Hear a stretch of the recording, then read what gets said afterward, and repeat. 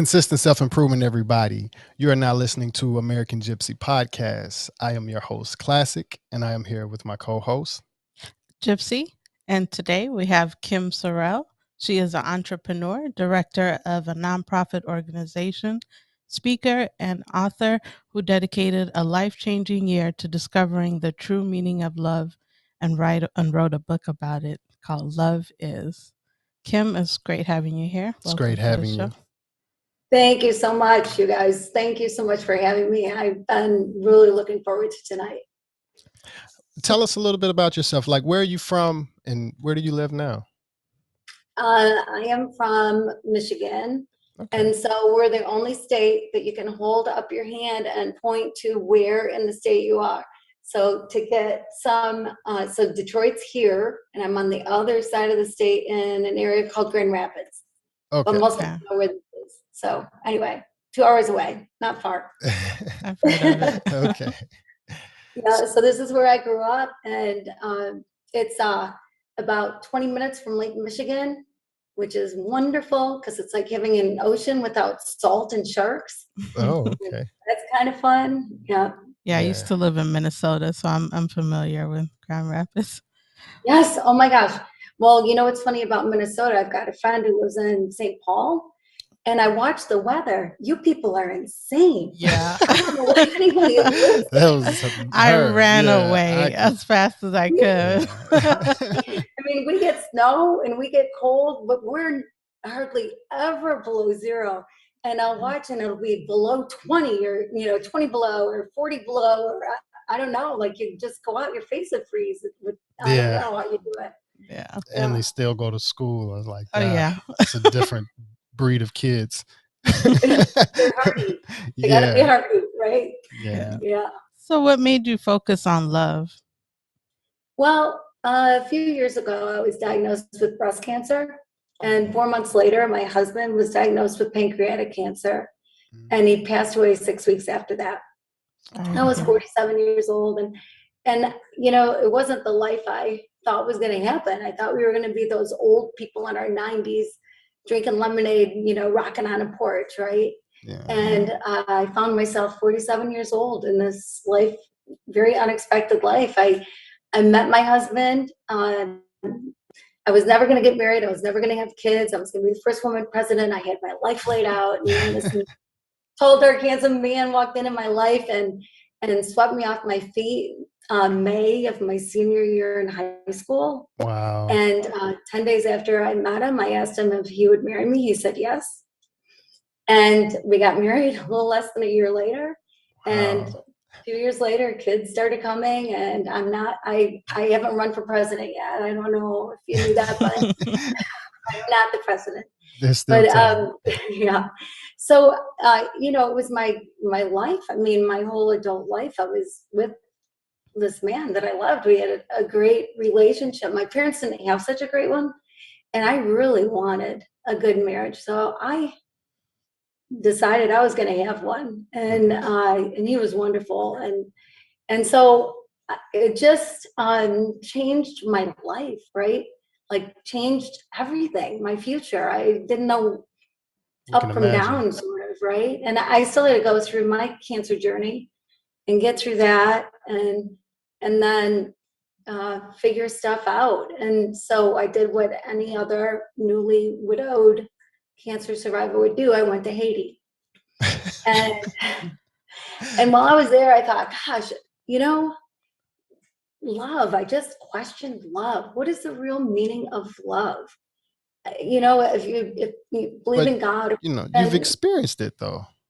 I experienced it, yes, but did I? Did I experience everything I could? Like I was missing that love. And did I do it right?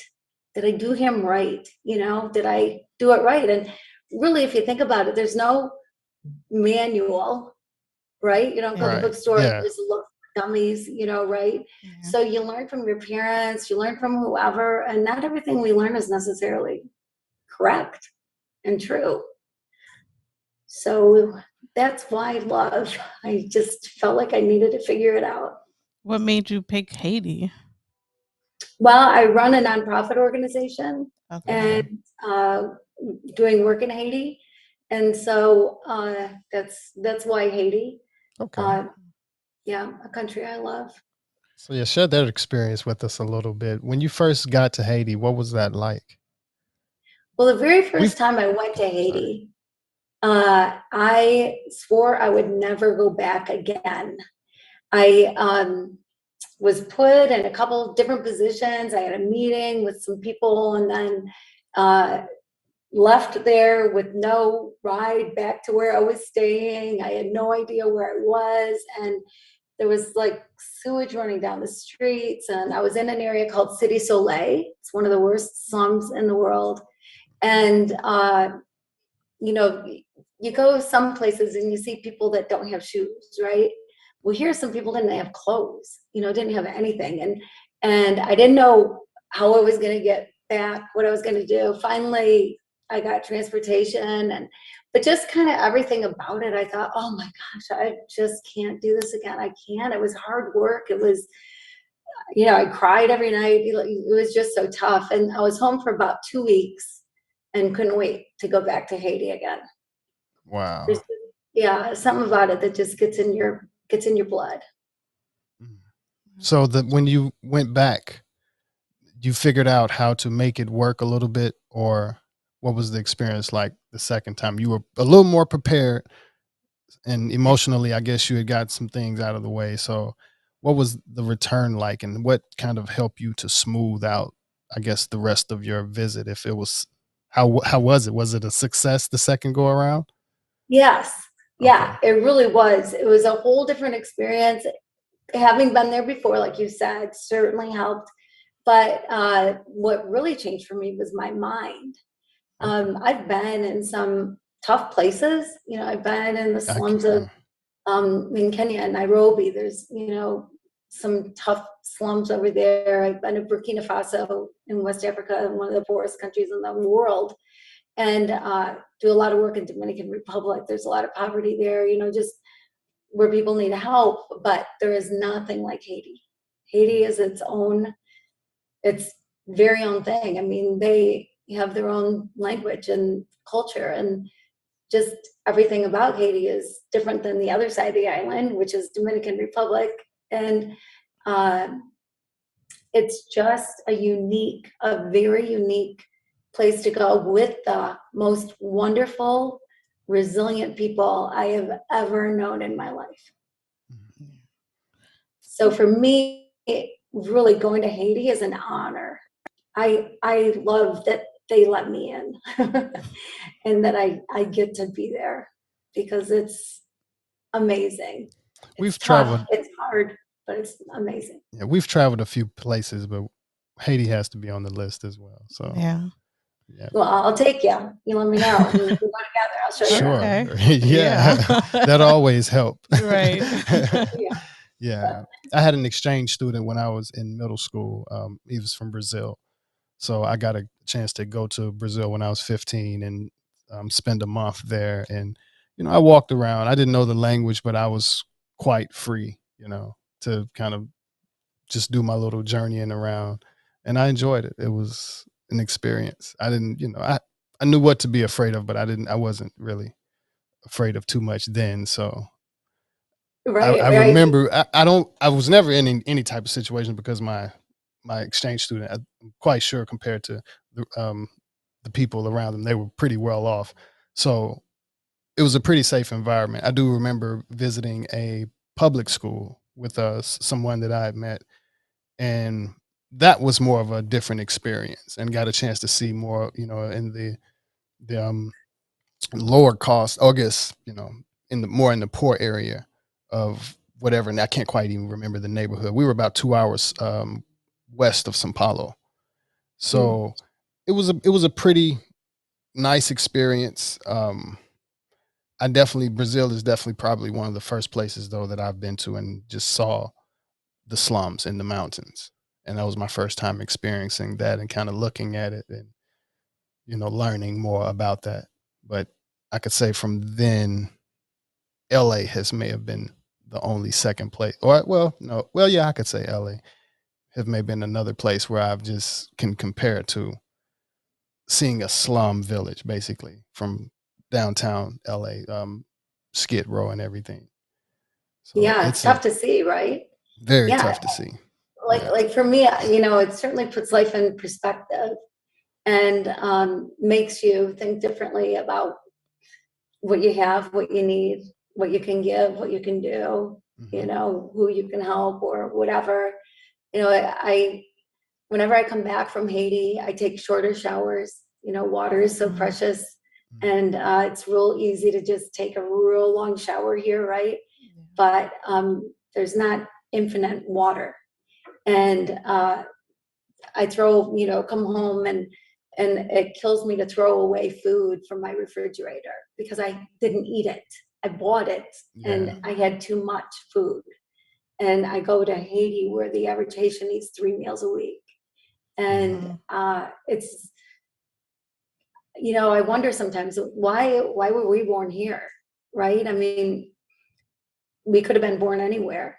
And so I feel like I've got a responsibility to then help. I have extra, and so I need to help. Yeah, that's a very big heart. Well, I think you probably have the same. Right? Yeah, it hurts to kind of walk around where we are, but we, and often grateful. But that's one of the biggest motivations. It's like to become successful enough to be able to help a large group of people the way you want to. Yeah, that's a great. I wanted to ask, you've been through a lot, but you got through all of it, and you were successful. And like, what are some things that helped you get through having breast cancer, losing your husband, and all of the rocky road that you've been through? Well, one of the things that helped is I started writing when I was diagnosed, because I went to the bookstore and everything was either very medical or depressing. And I thought, well, what does it feel like? Like, what's it supposed to feel like? I didn't know. And so I started writing really as a way to update family and friends. I'm going to the doctor tomorrow, surgery's on this day, or whatever. But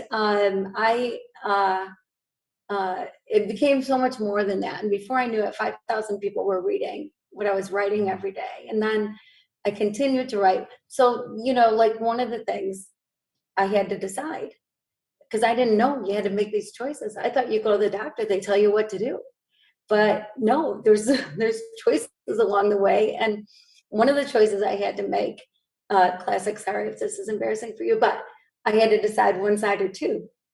And we were sitting at the dinner table, and I was talking about it, and one of my sons said, "Mom, would you get new siding on just half the house?" And I went, "Oh, yeah." "Oh, nope, I wouldn't. I guess it answers my question. Two it is, whatever. But I continued. I was still writing, when my husband was diagnosed, and through that time. And then, so I wrote for a little over a year, and that was very therapeutic. But I think the thing that helped me the most is realizing we can't choose everything in life. Like, there's some things we would not choose. I wouldn't choose to have cancer. I wouldn't choose for my husband to have cancer. I wouldn't choose to lose him ever, but those choices are beyond my control. I have no control of those choices. But I do have control over how I'm going to embrace life going forward, and what my life is going to look like going forward, and if I'm going to be happy, or if I'm going to keep the cloud over me all the time.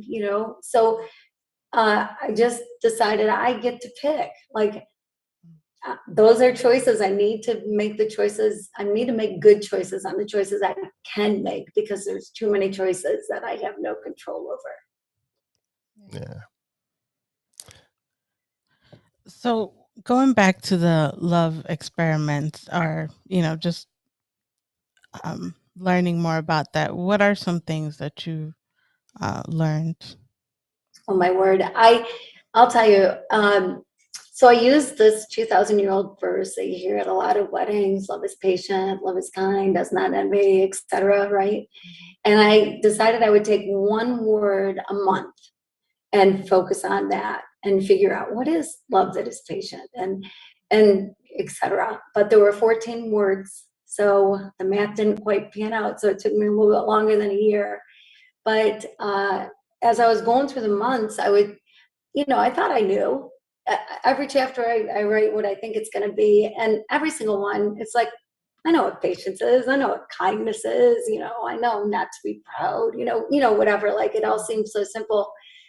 But what I figured out is when you put love is or love is not in front of any word, it completely changes the meaning. Yes. So, like, right out of the gate, love is patient. So I'm thinking, oh, I know what patience is. You're not honking your horn when you're stuck in traffic, right? You're not tapping your foot because you're ready to go and he's not, whatever.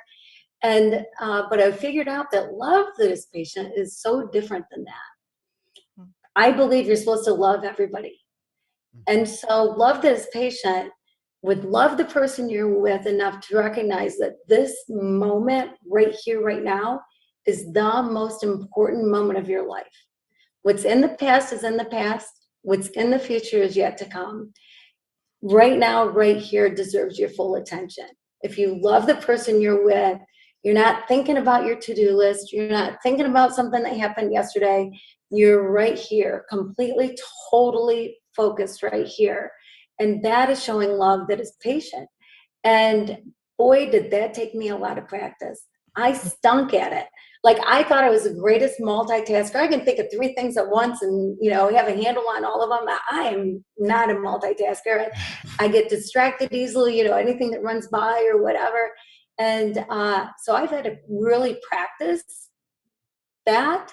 And that alone has changed my life, because to really be present in the moment and not let the moment go by, not miss it, it's going to come and go, whether you're in it or not, right? Yeah. But if you're in it, I listen differently. I pay attention differently to who I'm with. When I say, how are you? I actually want to hear the answer. Yeah. And so that's one of the things that I learned, one of the many, many things I learned. I feel like there's levels of understanding. And sometimes when you ask a question, like, you might think you understand what patience is, but I feel like when you ask the question, like, the universe will give you examples to kind of help you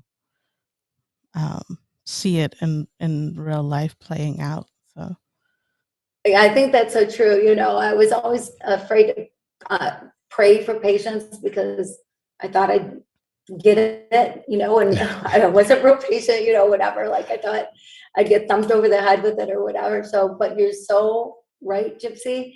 Like, going through that month, in my head, I was thinking, love is patient. Where is it? Where is it? Love is patient. Love is patient. Love is patient. And yes, so the stuff that I went through every single month, it took me the whole month, and then something would happen at the very end of the month that I'd go, oh, that's what it is. That's what that means. And so, yeah, it was, the patient month was a challenge. Every month was a bit of a challenge, I gotta say. Yeah. How do you think, since like 2020 and even up to now, how do you think that the vibration of love has changed with the people now, after experiencing so much and even experiencing what they're experiencing now? How do you? I think there's, I hear, I think there's 2 things going on. I think one thing that's gone on is, I think people have connected with their families more, right? They've had more time at home, more time with the kids, more time, more togetherness. And so there's probably some good love going on that way. But, we've all heard that there's some bad love going on that way too, with, abuse and whatever. But there's probably some real good things that have happened with connecting. But the opposite of that is it's divided us. There's vaxxers and anti-vaxxers. There's, the Republicans and the Democrats, the this and the that. We put labels on people. And then we assume things about them because they have this label, because they're Haitian or they're, from New York. I don't know, whatever they happen to be, right? Right. But we're not our labels. you know, those things might be true of us, but that's not who we are. Yeah, but You know, we live in a society that does, you know, push that the most, to create a label. right, right. And then the labels create this big division. And if you, like I found that in conversation, when I really listen to somebody and don't assume what they're going to say, and they might have the opposite viewpoint that I do going in, but I'm curious, like, I want to know why, then why do you believe that way? Like, if I believe this way, what has happened that you believe that way? Like, I believe that every day we live has led us to today, right? Yeah, our experiences. All those days have had an impact on us. And so it shapes our thinking and it shapes our belief system. And so to be open to learn from people, you know, I've got great friends that are Democrats, great friends that are Republicans, great friends that are vaxxers, great friends that aren't vaxxers, you know, whatever. And it's all good. Like, I think that's part of the beauty is that people can believe differently, and it's okay. It's okay. They can. And listening, you might learn something. Like, I learn stuff all the time, you know, and so, so love, I don't know, like, you know, in some ways it's gone out the door and in some ways it's increased, I think. So how do you, she may have asked this a little bit, but of course, some of the things that you've done, fear would probably be the first thing that would be the challenge that you have to get over, even just like with going to Haiti or even dealing with the breast cancer or the loss of a husband. What are some of the tools or your best foundations that you use and that you could go to when fear was just like right there on you? Yeah, well, I try to rebuke fear. You know, it's funny. We When I can was tell diagnosed, from your life definitely reflects that you try to rebuke fear. Yeah, actually, kind of a funny thing. I've got a good friend who tells me that I am the dumbest smart person she knows. I can get myself into not the greatest of situations, unknowingly, you know, not trying to, but trusting too much or, you know, whatever. But And I always smart think, enough to get out. right, exactly. Yeah, I guess so. Like, I'm here, so I guess that's true. But yeah, it's when I was diagnosed with cancer, people would say, "Oh, why you, guy, Kim? You coach, you know, you do this, you do that, you know, run a nonprofit. Like, why you? Why you?" And I was always like, "Well, why not me? You know, what would make me immune?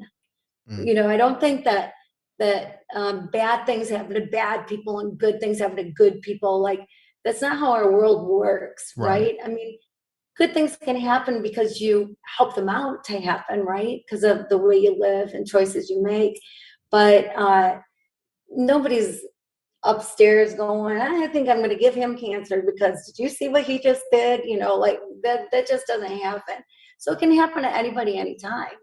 You know, losing my husband can happen to, that kind of stuff can happen to anybody anytime. I mean, that, you know, life is what you make it. And so, you know, you can live in fear, or rebuke it like I do. Yeah. You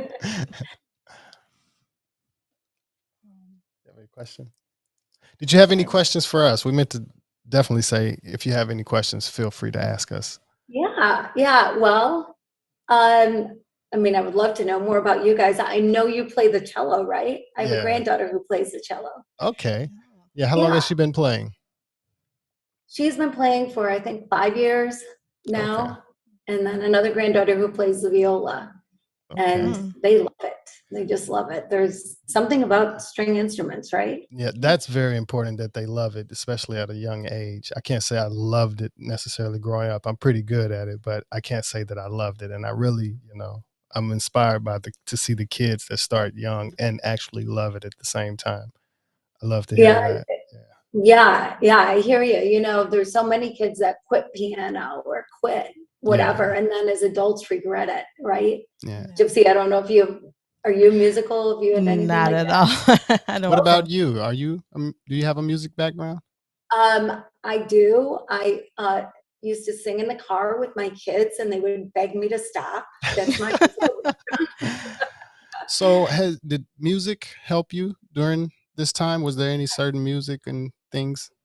Oh my gosh, yes, Lauren Daigle. I mean, Daigle. There's so much good music out there, right? Yeah. And music can heal the soul. Music gets down deep. You might not memorize a poem, or you might not, remember words from a play or from a movie, but music gets so deep inside that Yeah. it Gets just embedded. vibrates, right? Resonates and changes your mood. I mean, changes your life. Music is so powerful. It's Yeah. such a tool that some wonderful people are using in some incredible ways to help us, for our sake. I guess speaking of music, and we've had a conversation before on a previous podcast where gypC mentioned about there was I think it was a doctor that used sound to remove cancer. Yeah. And I was going to ask, if you don't mind me asking, what were some of the treatments that you experienced during your? Yeah, well, the kind of cancer that I had hormone receptors. Some breast cancer does and some breast cancer doesn't. And it was caught early enough that having a double mastectomy is one thing that I had with reconstruction.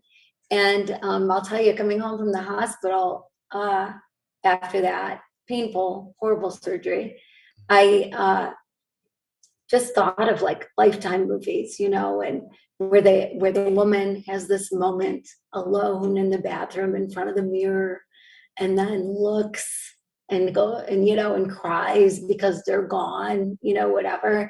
So I went and totally prepared for that moment, and I looked, and man, did I have a great plastic surgeon. Like I did not have that moment. I never went through that moment. But because of the hormone receptors, I had to have a complete hysterectomy and a colonoscopy. And they did find bladder cancer when they were doing that surgery. But honestly, one of the greatest surgeries I've ever had, because to be a woman and not have to monthly do things is kind of nice. Yes. And so, and I, some other reconstruction and some things like that. I didn't have to do radiation or chemo. They felt like they got it all. So that was good. I hadn't traveled. My husband tried chemo. There's a chemo that they'll give to pancreatic cancer patients that they say probably doubles your life expectancy.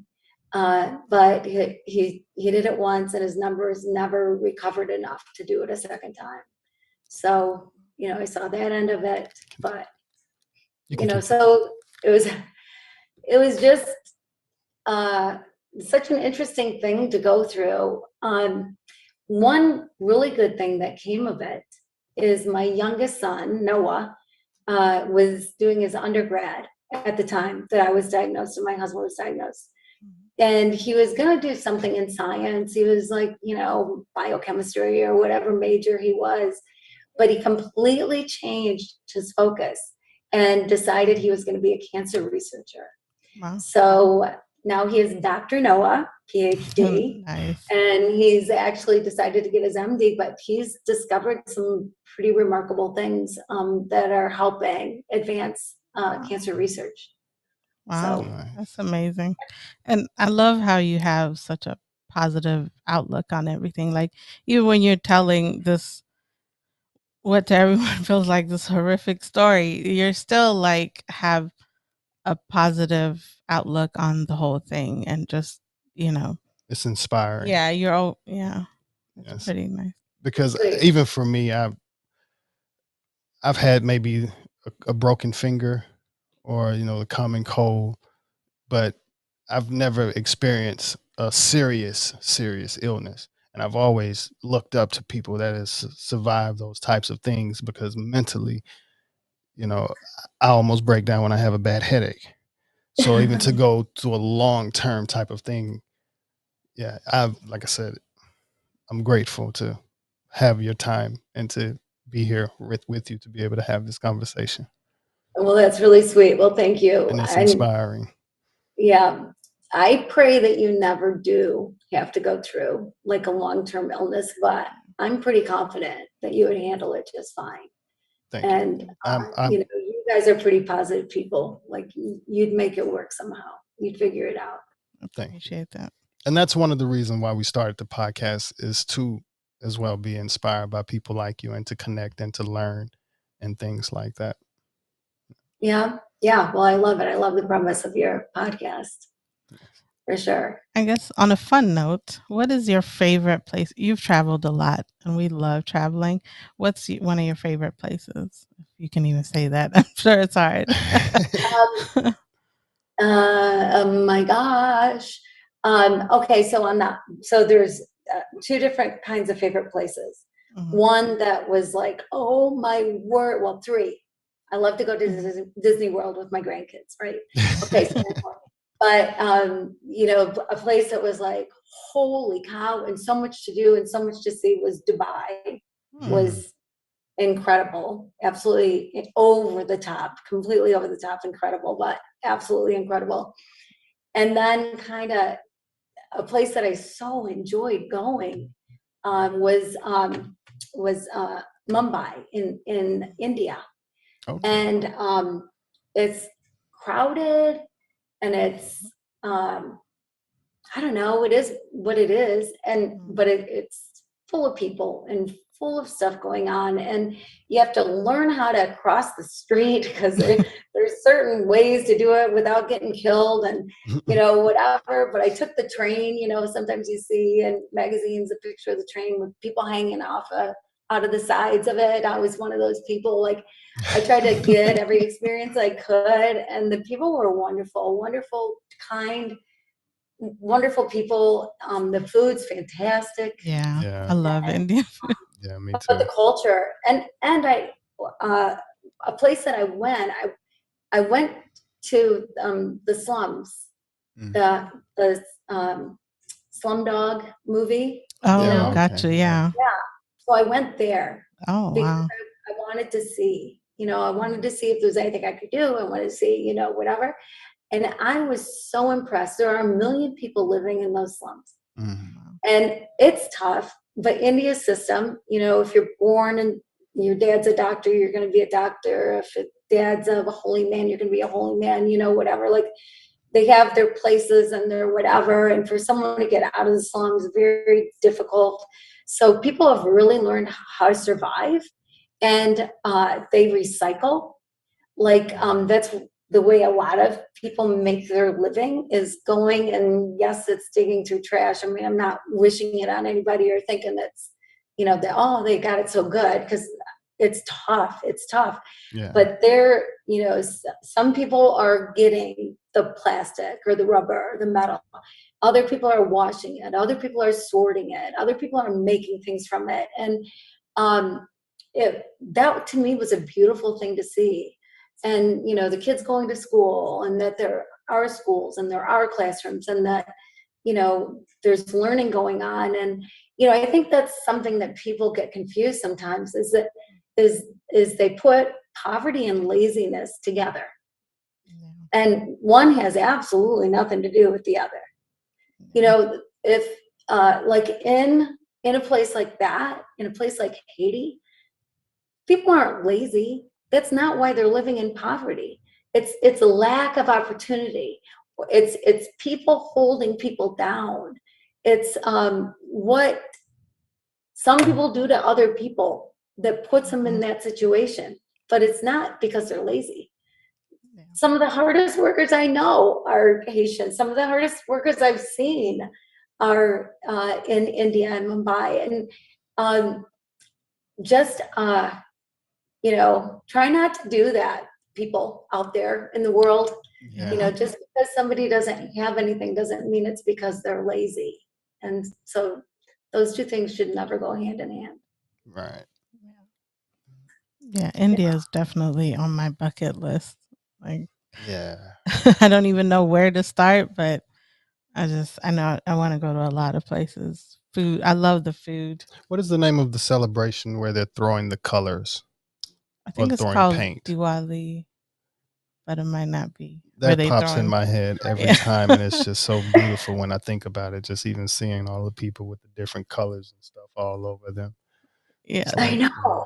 I want I to go know. there for the shock of it all. Like, I know I'm going to be like shocked by just how much people are just everywhere and yeah, everything going on. So Yeah, but isn't it cool to think, we live our lives and we think everybody else lives kind of like we do, whatever. yeah. And then you go to different places and you go, oh, no, this is way different, and cultures, I love learning about cultures and seeing different things that happen. Like in India, one of the things that was happening is there were women that would sell flowers like on the side of the road, and people would buy them and then put them by a cow in the street because there's cows walking the streets or sacred.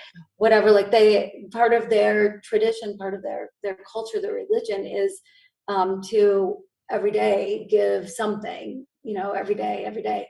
And so that was cool to see. Like, Yeah. I think whatever religion people are, religion or non-religion, whatever, people like to just stand firm on it. That's right. My God is the God, right?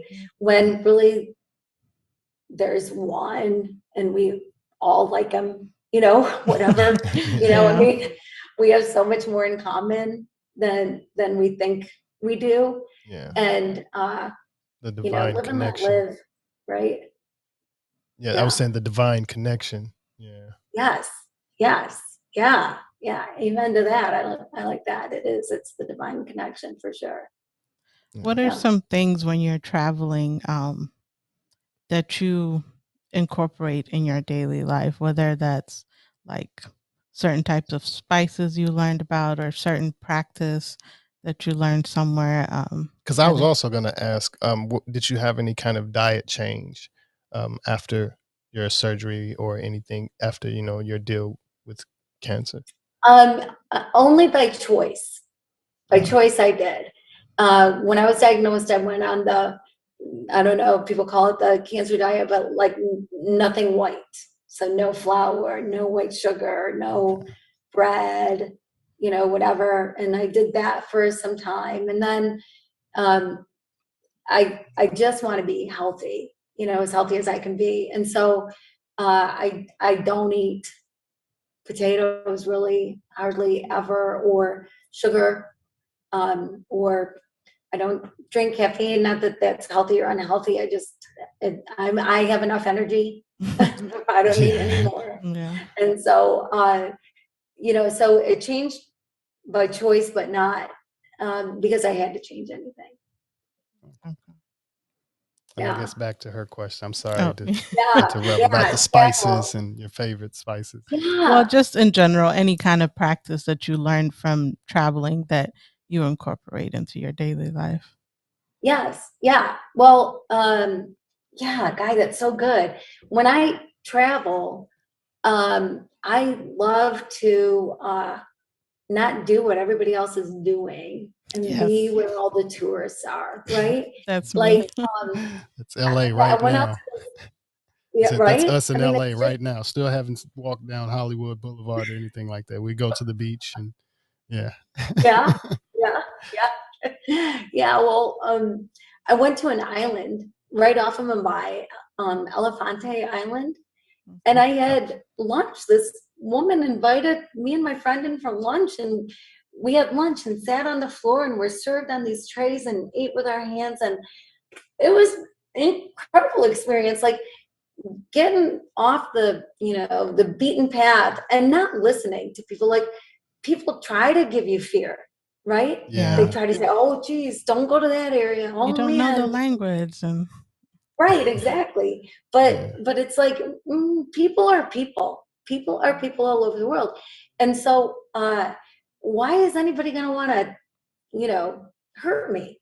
Like if I don't hurt them, I'm thinking I'm not gonna get hurt. Right. So And you're vibrating high, so you don't, you're not feeling like you're gonna attract it. Right. Yeah. Exactly. You know, it might be going back to the dumbest smart person, but but I've found that it's the best way to travel, like, and to eat the food. And you know, eat the food on the streets, even though that's probably not good for you.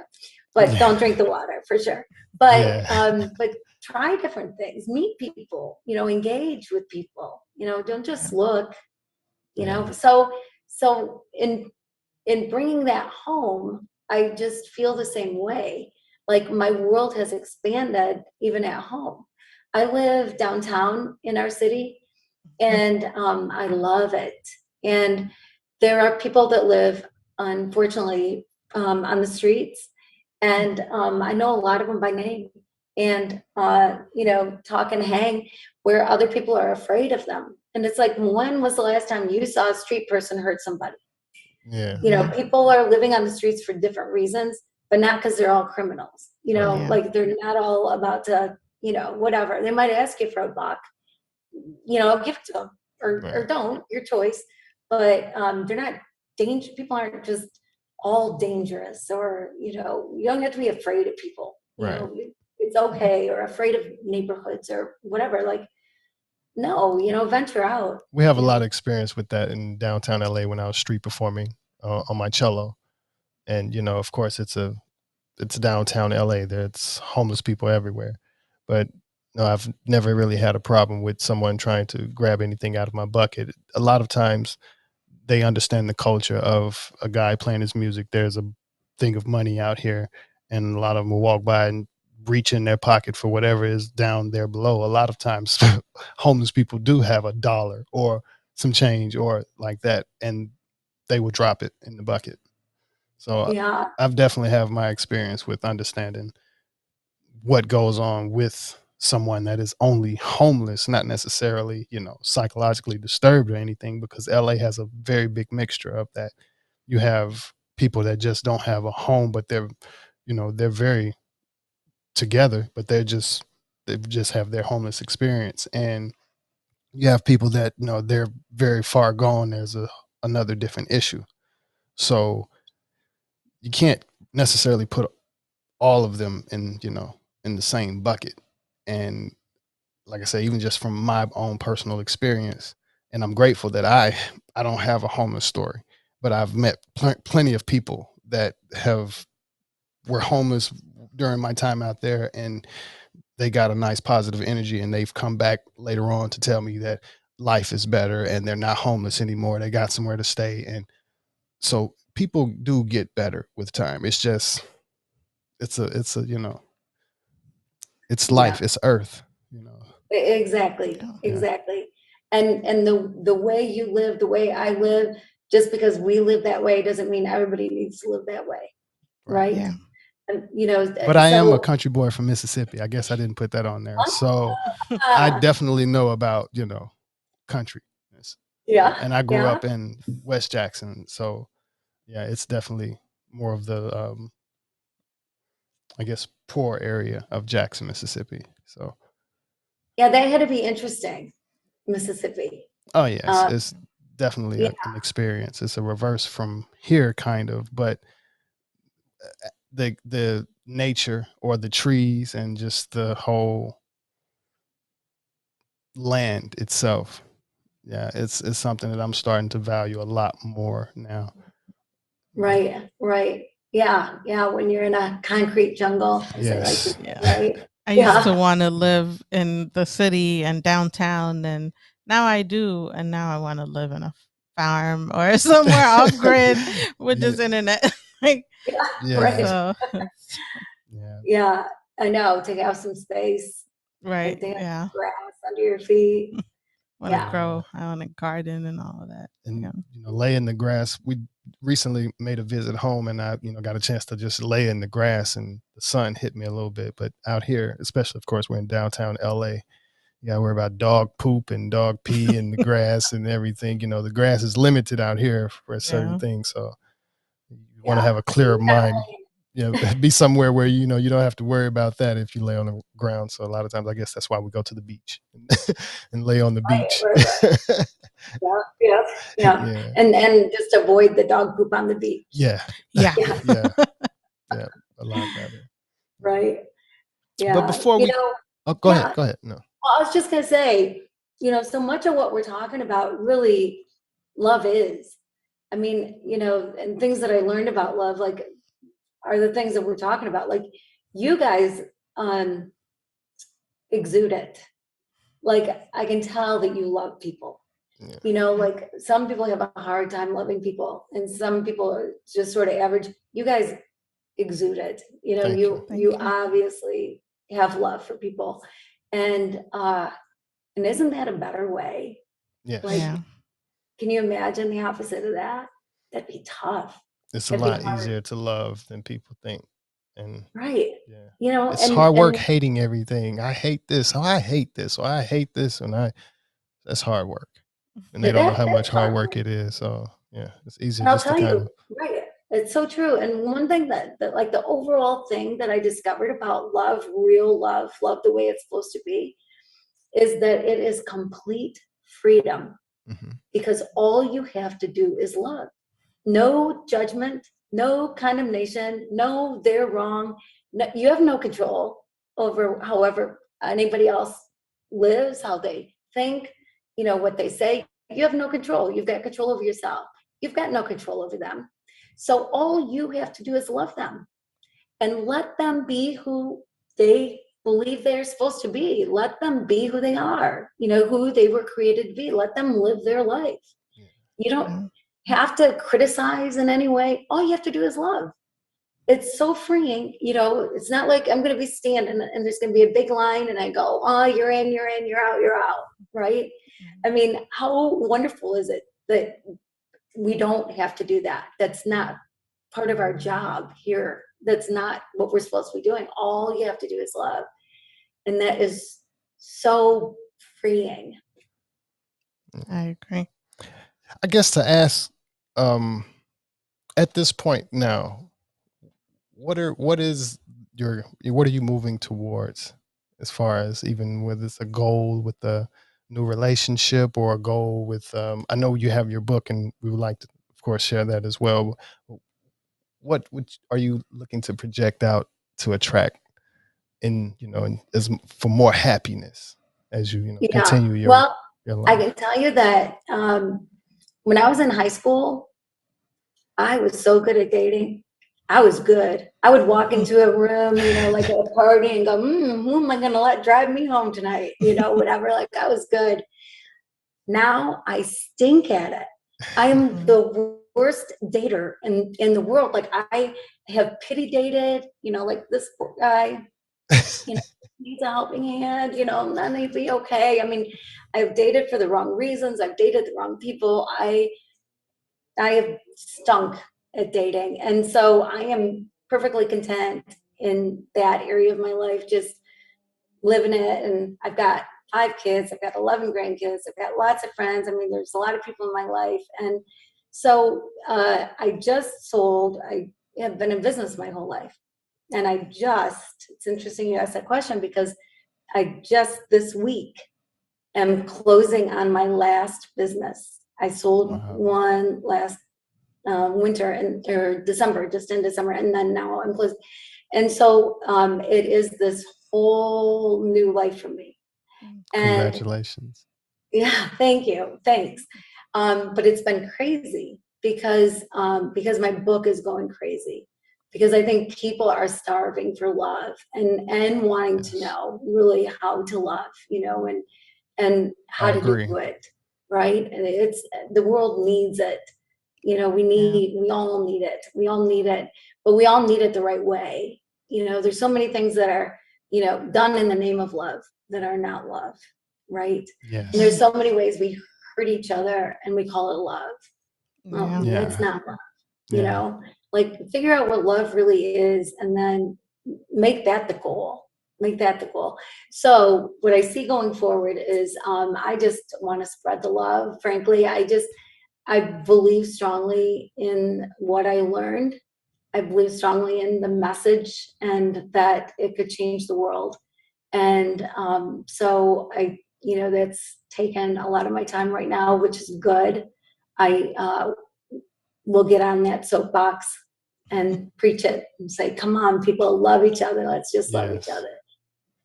Yes, that's one of the things that is our best foundation is love. We're actually having our 5th anniversary this year, and it's we're the calling title it is Celebration of Love. Yeah. Oh, I love that. So, I love that. That's so awesome. Yeah. Go, you guys. We're so good together. It's taking time, and that's even for all of the listeners. Love does take time to perfect. You have to kind of practice learning how to love as well. It's just like everything else. You perfected learning how to hate, you have to perfect learning how to love. So you're so right about that. And it doesn't mean you're never going to argue. Right? Yeah. Or it doesn't mean that there's going to be things that'll tick you off from time to time, right? Mm-hmm. But it's the love that doesn't go away. It's love that keeps things civil. Yeah. Instead of, blowing up at each other, screaming at each other, and pretty soon you sound like the teacher on Charlie Brown. Wah, wah, wah, wah, wah, wah. You're not hearing each other. Yeah. Your blood pressure rises, and then before long you get so upset that you're going, and then last week you did, and 3 months ago whatever, right? Yeah. And it's so unproductive. Like, that doesn't help it solves nothing. Very and then true. after a while you even forgot what the fight started with. And so love can keep that, love is slow to anger is one of them. And that makes a lot of sense, right? Like, save your anger for injustice, save your anger for the right things. But you can keep it down. You can have conversation and work things out. Yes, have disagreements. And then the most important thing for us is we heal it up by the end of the day. Don't let it sit. Don't let it sit there and linger and do anything. No, for us, we're, different strokes for different folks. But yes, we pass by each other. We have a connection. We're not going to be able to sit in each other. We do a lot of things together. So that, feeling, no, it's only going to be very temporarily, and it's back to a love vibration very soon. And it takes practice to get to, be able to fix that immediately and understand, like, okay, we're just having a disagreement, but yeah, we're going to be very lovey-dovey in about 30 minutes. Yeah. Well, it takes practice, and determination and desire, right? Yes. Yeah. You want to live that way. You don't want to be living in a fight.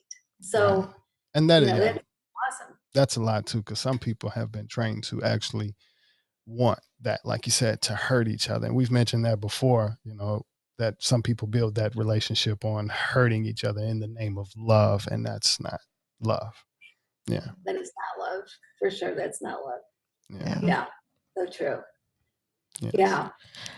I guess before we close it out, can you and anything you want to tell them, let them know where they can find your book? Sure. Yes.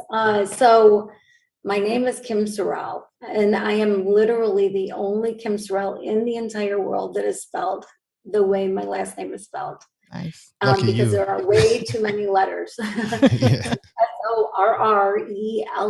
2 E's, 2 L's, 2 R's. I don't even know how they did that, but whatever. Kim Sorrelle.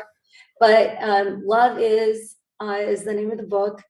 And Cry Until You Laugh, by the way, is the name of my first book during my cancer journey. If anybody needs, to read something like that, and Cry Until You Laugh. But so Love is available at Barnes and Noble, at brick and mortar stores. It's available online, pretty much anywhere. Available on Amazon. Amazon actually has it on sale right now. I guess I never knew this before, but when something gets a lot of attention, when a book gets a lot of attention, they actually put it on sale. Seems odd, but they do. But anyway, so it's there. My website is kimsorrelle.com. I love hearing from people. I'm starting, actually, if anybody's interested, a 14-day love challenge. And so for 14 days in a row, if you hop on my Facebook, whatever, or get on my website, it's going to be on my website, just 14 days in a row, a different challenge for each day. And if you sign up for it, We'll send you a free wristband, a WWLD wristband. What would love do? Wristband. Nice. And I think about that "What would Jesus do" thing bracelet all the time for some reason. I really have been thinking about that. Yeah. Well, Jesus is different to everybody, right? Right. And so answering that question is going to be different for different people. But love is universal. And really, it comes down to the same thing. Yeah. I love that. Yeah. What would love do? It'll do a lot. It would do a lot. Yeah. It does a lot, period. It has done a lot. Yeah. It's been a great conversation, and I'm grateful to sit here and talk to you. Yeah. Yes. I feel exactly the same. I wish that you were right around the corner and we could hang, because they're amazing. And, if you're ever in Michigan, please, please, please. And if I'm in LA, I might knock on your door. And we always offer, throughout the invitation, if you ever want to come in and have an in-studio recording. Yes, we're in downtown LA, so we always invite people. If you're in LA, come through. Yeah, we got extra mics. Yes. That would be amazing. I'll keep that in mind. I might take you up on that. We'll be here. Sure. Yes. We would love it. Yeah. So thank you again to all the listeners. And for the podcast, you can find us at AmericanGypC.com. gypC is spelled GYPC. And we have merch at luamlee.com. Thank you for listening. Thank you again to everyone. Also, if you want to hear some nice vibes, you can go check out some music on Spotify, iTunes, Tidal, all major platforms under Classic, KLACCIK, and that's Carpenter, CARPENTA, Classic Carpenter. Thank you again to everyone for listening. Thank you again for joining us, Kim, and consistent self-improvement to everyone. And we will see you next time. Peace. Peace.